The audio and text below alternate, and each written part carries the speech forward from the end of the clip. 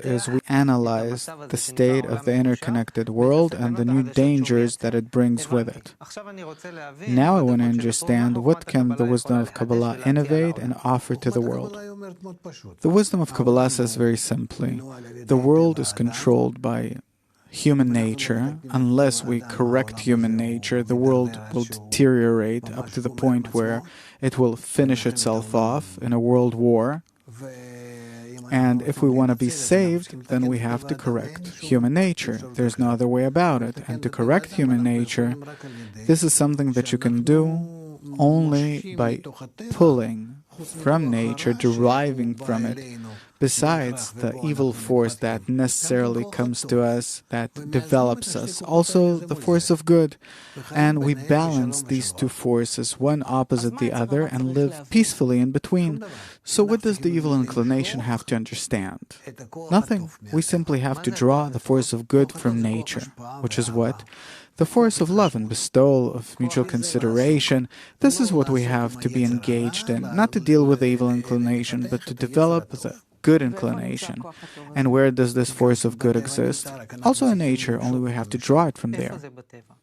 Where does it exist in nature? In the ecosystem, where?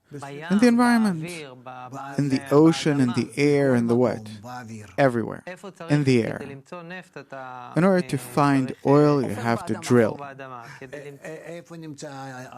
Where is your evil force, the ego? In man's heart. What do you mean, in the heart? Replace your heart. No, I don't mean that it's in the flesh heart. And then you'll see that there too you have the good inclination. So you're saying that in the human nature that today seems destructive, negative, the evil inclination as you called it, that uses the entire world to its own benefit and enjoys harming others, inside that same person, there's also the potential of the good force. Not a potential, also the good force. Only that the evil force is revealed by itself, and the good force, we have to derive it through our own efforts. Okay, suppose we do it. Then a person will exist between these two forces. How will the interconnected world be then? A good world. You'll know how to use the good force for the better and the bad force for the better.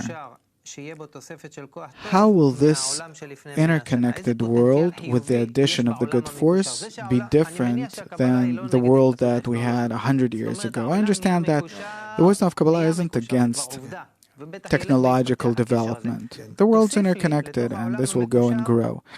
Into this interconnected world, we add the good force. What is the positive potential of such a world? The good connection between everyone. Mutual help, everything's good and nice. Really, you feel nothing bad from anyone in life, but everyone treats you favorably, in a friendly way, and so do you. On the global level, what does this mean?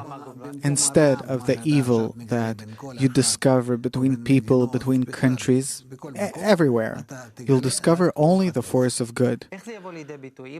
If today I see it as global dangers, what's the other side of the coin? What good things?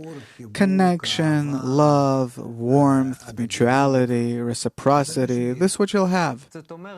So the technological development isn't something random. Everything will be to the benefit of man. And nowhere will it be to the pure benefit of some particular person at the expense of someone else.